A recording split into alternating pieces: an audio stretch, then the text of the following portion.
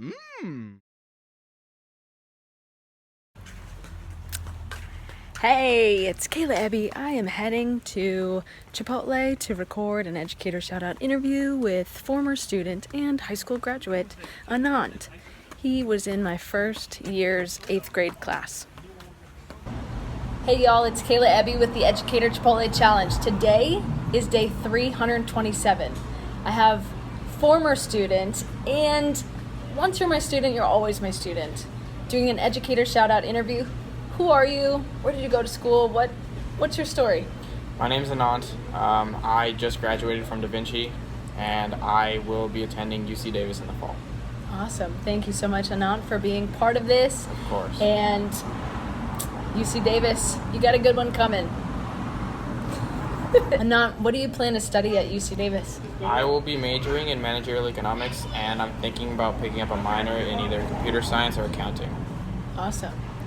So you're going to help other people learn how to manage their money while taking care of yourself. Of course, yeah. Okay, good deal. It's going to change the world Hope so. and the economic, financial realm of our society, hopefully. Anant, name and describe one or more educators who have had a positive impact in your life and how they've made a difference for you. So first of all, I'm going to say Mike Barron. He is the campus safety coordinator at my high school. And the way he made a difference for me, it's kind of hard to put into words, actually. I mean, it's just because he was a solid presence throughout my high school years, always there to talk to for myself and for any other student, really about just anything. It didn't have to be school related. And also just like small things. He would help us out with projects. I mean, we need to set up some walls for World War I night. Mike was there to help us. 1929 night, same thing. And I just really enjoyed spending time in Mike's room. That was where I ate lunch pretty much throughout high school. I loved just going in there to chop it up about sports, about life, about anything. That's awesome. Next is you, Miss Evie, because I remember when I was in 9th grade, towards the end of the school year, I was like, I'm going to go to Davis High, because I was freaking out about, getting into college, and I was like, oh, I need to take all these AP classes. I looked at Da Vinci's course list. I was like, that's not enough. And I came and asked you for the withdrawal form, and you were like, why do you want to go to Davis High? And I told you, and you told me that you were confident I could still get into good colleges without going to Davis High. There was plenty to be had at Da Vinci, and honestly, I took a couple days, I thought about it, but then I was like, yeah, I'm gonna go to Da Vinci. And in hindsight, that was probably one of the best decisions I've ever made. I stuck it out. I took still my fair share of, advanced classes and all that, and I think I ended up, I think I did just fine with getting into college. And on top of that, going to Da Vinci was one of the best decisions I ever made. And because not just for the academic aspect of it, the people I met there or I knew from junior high that I continued building up my relationship with them, the new relationships I formed, and the experiences and the life skills that I learned there, they're invaluable to me. And big part of why I went there was your advice and your reasoning, so I'm very grateful for that. Thank you. I appreciate hearing that. Next is going to be my high school counselor, Miss Strand, because again, when junior Anant started freaking out about college, she was there for me to talk to. She helped me, with figuring out what colleges I want to apply to. She helped me with putting together my college applications, even starting way back in my sophomore year, picking the best classes to sign up for. And then when it came to college application season, she was there. She was a good source of support, and I'm just grateful for the way that she helped me throughout high school for 3 years. Awesome. And lastly is going to be my 3rd grade teacher from Canada, Miss Andrea Turco. And the reason that I say she made a positive impact on me is because as a teacher, she was very passionate about us as a class. She was very good at engaging her students. I remember she had a new subject that she created called hockey stats. So, I lived in Canada. Everyone loves hockey, stereotypically. It's true. So pretty much every kid in the class was assigned an NHL team, and they would track them for the year. And she made it academic or educational because like once a week we would graph like their wins, losses, overtime losses, points, stuff like that. We would check the standings every week and just see how our teams were doing. It was fun. Yes, it was educational, but it was mostly fun. So she figured out and even besides hockey stats, with all the other subjects, she was very good at making the learning fun. And that was when I first started thinking I can have fun with my learning. And because of hockey stats, that also inspired my love for sports that I have today. What sports do you play, Anant? I played football in high school, and then I'm also a very big NBA fan and NFL fan, so I spend a lot of time consuming sports. Who are your teams? For the NBA, I like OKC and the Kings because they're local, but OKC first, then the Kings, and my favorite NFL team is the 49ers. Right on. So, in summary, shout out to those four educators again. Mike Barron, you, Miss Hebby, Miss Strand, and Miss Turco, my third grade teacher. That's awesome. I'm so grateful to hear that you ultimately made that decision on your own, and to have seen you at graduation up there on the stage, getting that 15 seconds of fame, Yeah. and talking with you afterwards.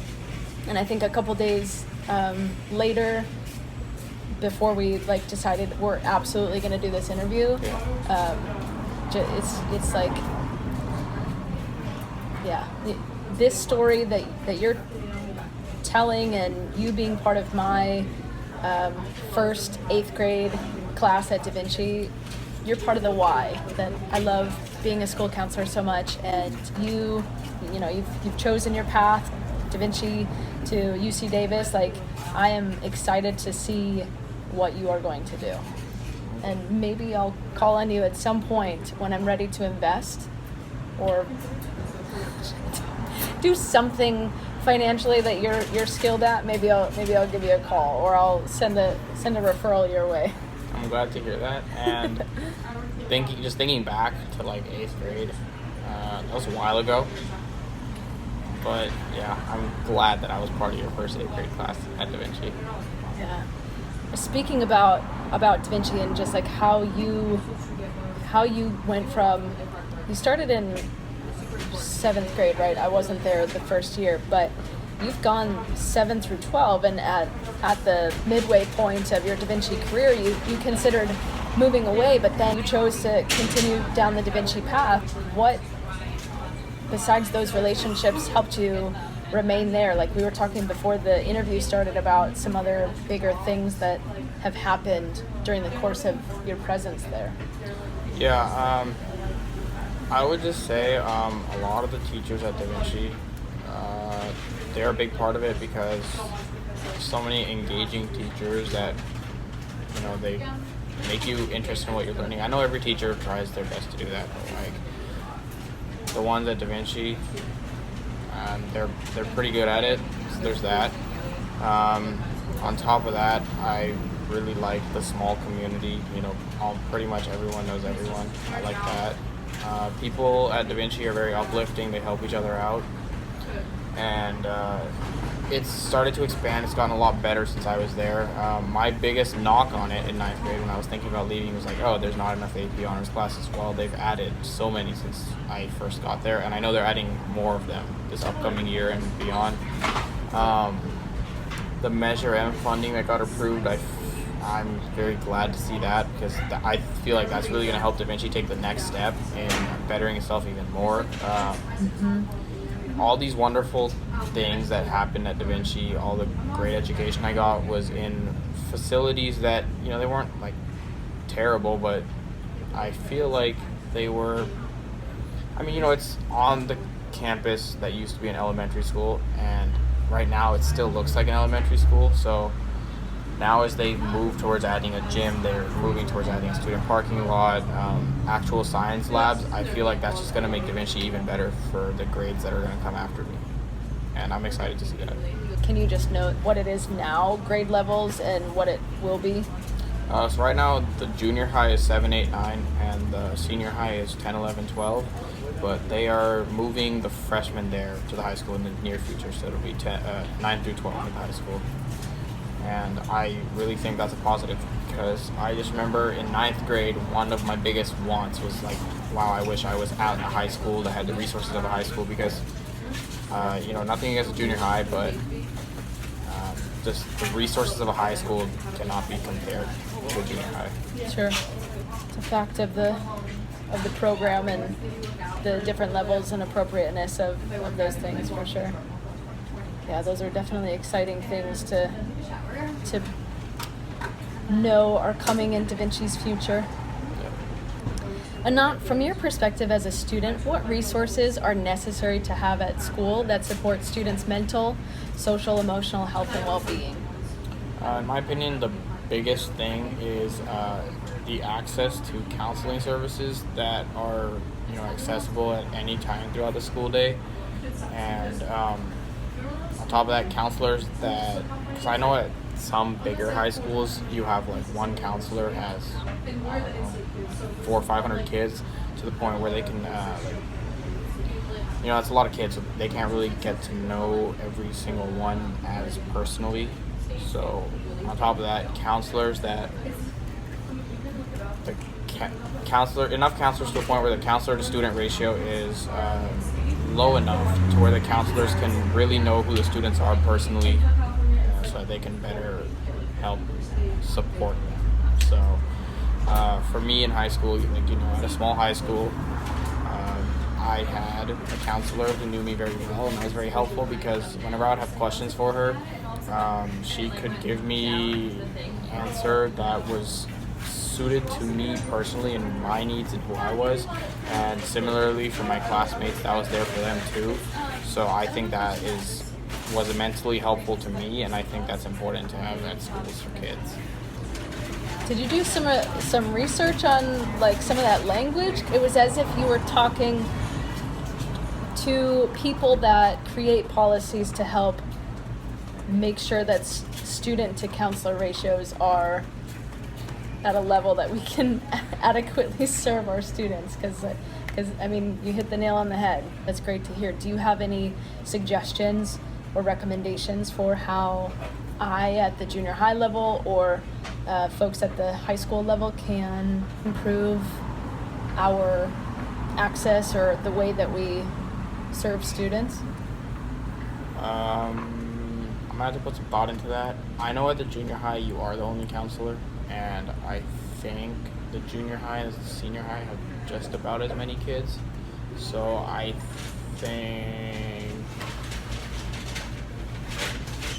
think splitting up the junior high student body, I mean, I don't know the exact numbers, but I feel like if it's as big as the high schools, I think it would probably benefit from being divided between two counselors. At the senior high, and I assume it's the same at the junior high, the counselors pretty much have an open door policy, so that is great. Mm-hmm. In terms of how they could be better, I mean, that's a hard question. I think all three of Da Vinci's counselors, 7 through 12, are excellent counselors and excellent people. I'm not just saying that to sandbag, I truly believe that. So in terms of how they could get better, I mean, one thing I would have appreciated is greater resources. This is very specific and time specific too. Like towards the end of my junior year, maybe more resources in terms of like making a college list of like, everyone knows most people know you're supposed to have like 2 to 3 reaches, good handful of sure shots, and then some safety schools, but like maybe some help in identifying what those schools are, like what does classify as a reach for you personally as opposed to a good fit or a safety. It's just college related stuff. But I mean, like I said, in general, I think our school offers great counseling services. And you said that at the high school, it's like open door policy. Like, at the junior high, do you remember me being accessible in a way that like you knew the ways to reach out to me, or are there suggestions either at the junior high or high school level that might improve that accessibility? When I was in junior high, I don't even think I ever made an appointment. I think I would either just get called in by you, or I would just like walk in and be like, "Hey, Miss Evie." In high school, the counselors, I know this year they started an online appointment system. That's pretty good, which, because 10th and 11th grade, it was you just go to the office and put your name down on a sheet, but I know that you could get moved around, or the counselors, I mean, they try their best to like block out the times where they weren't available, but sometimes like something would come up, and then you're like, you show up for your appointment, they're like, oh yeah, they left, so that was kind of disappointing. So I think they took a good step this year, because in the online scheduler, if you try to make a time at an appointment, they're not available. It like tells you can't make your appointment now. Okay. The biggest thing for me in terms of accessibility that was good was just the open door policy, but I know that that can't be, you can't have too much of an open door, or you're just gonna have like kids. You could just have like 3-4 kids trying to talk to the counselor at the same time, and obviously that is a problem. Anant, who just turned 18 in June, what advice would you share with your younger self? There's a lot, but the biggest thing would be directed at my 10 to 13-year-old self, so like 5th through 7th or 8th grade, is to stop trying so hard to fit in, and just be yourself. I tried often when I was those ages, to be someone that I was not. I mean, not to the point where I was like compromising my morals or anything, but like I was not being myself because I thought it would make me cooler, or it would help me make more friends or more popular friends. And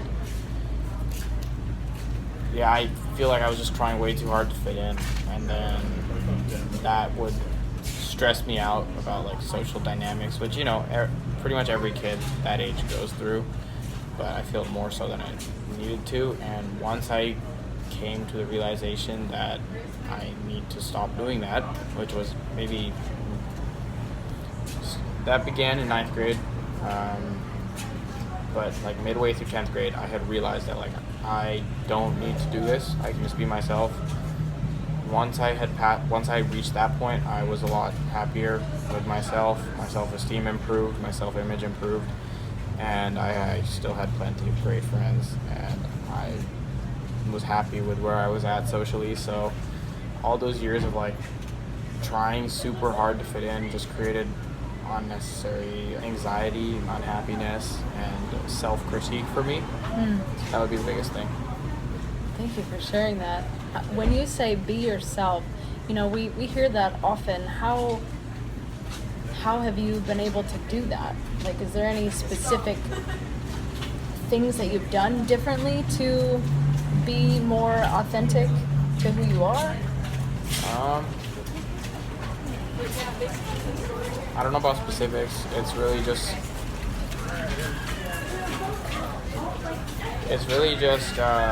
caring a lot less about what other people think. Not even that. It's just like when I'm going through a decision-making process, I started making the best decision for myself, rather than making the decision that I thought would help my social situation the most. When I was in junior high, I was like really vain about my appearance, or like obsessed with my appearance. Expensive clothes, cutting my hair, how I look, all that. Now I still care about how I look more than the average person, but that's for myself. Back then, it was for others' perception of me. Now it's to make myself feel good. So the biggest specific thing I did was I started making decisions for myself, not for what I thought would make others perceive me better. So, being a little more selfish probably helped me out.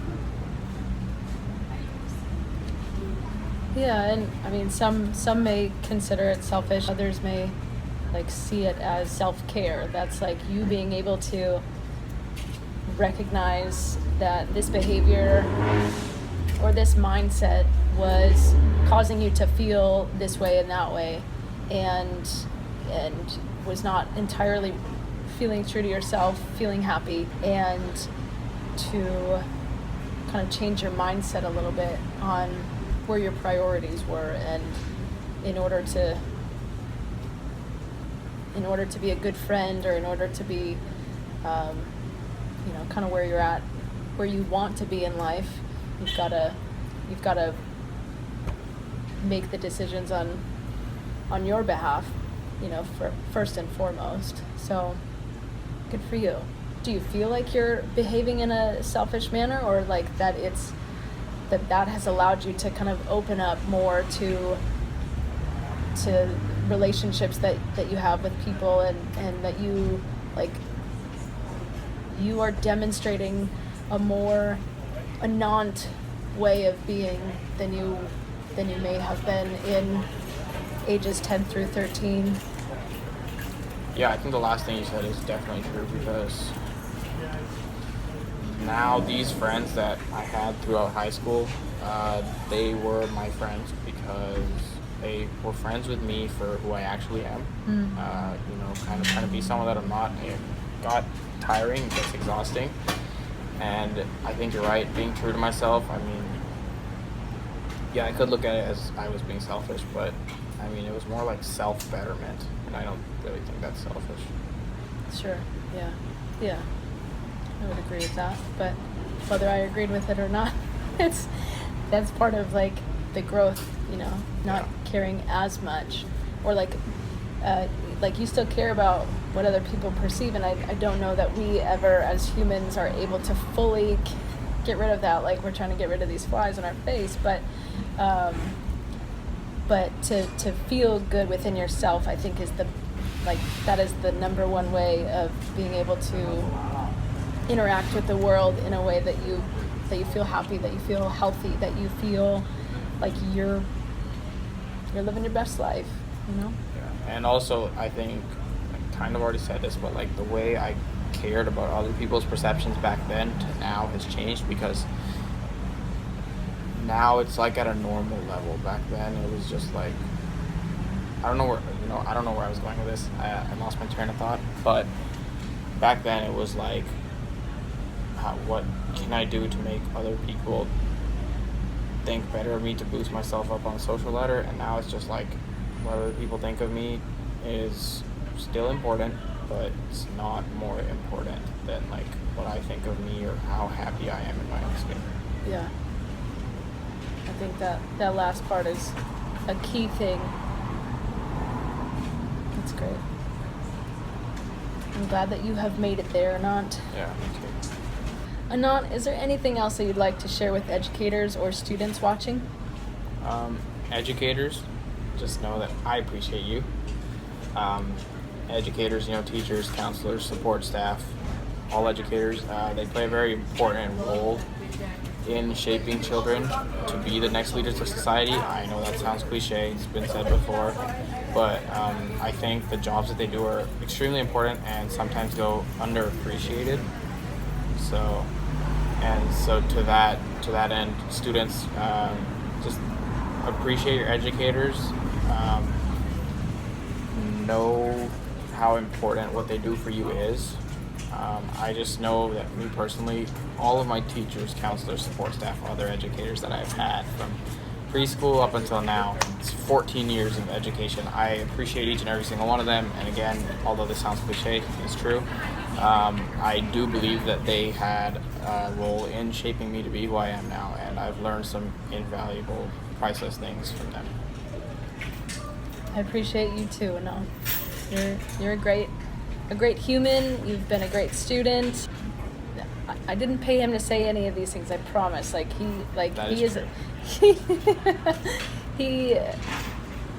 gets it.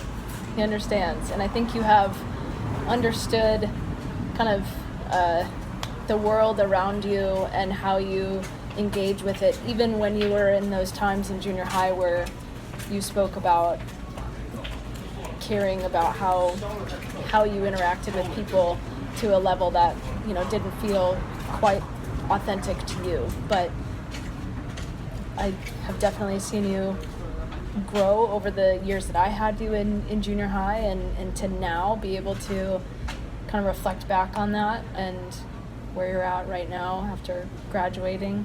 I'm proud. I'm proud of you. You're gonna make me all sentimental and emotional, Miss Abby. Thank you. I'm glad to hear that. You're welcome. You're welcome. All right. This has been Kayla Ebby and Anant Mashiana. Peace out. hey, peace out. Educator Shout Out Interview over and out. Day 327 of the Educator Chipotle Challenge. Anant, thank you for following this journey of the ECC and supporting me and just being part of this part of my story. And Of course. 38 more days. It's grind time. It's the home stretch. Home stretch. Almost there, people. Yeah.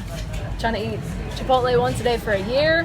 Highlight stories of how educators have positively impacted people's lives, like Anant just shared. And to fundraise money. I'm trying to raise $100,000. We've got, I think 1825 right now, which, you know, we've got 98,000 and some odd dollars to go.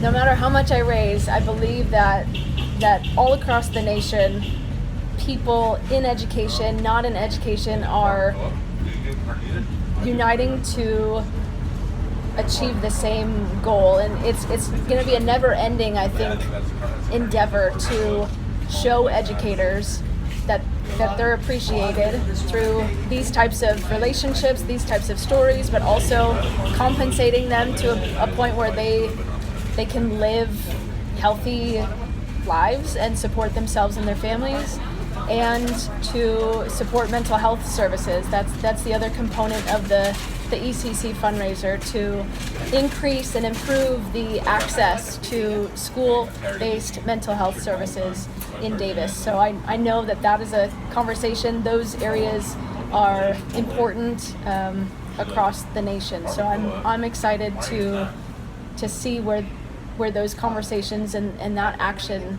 leads us. It's good stuff. Respect. Thanks, Anant. All right, over and out. Peace. Much love. Keep it real.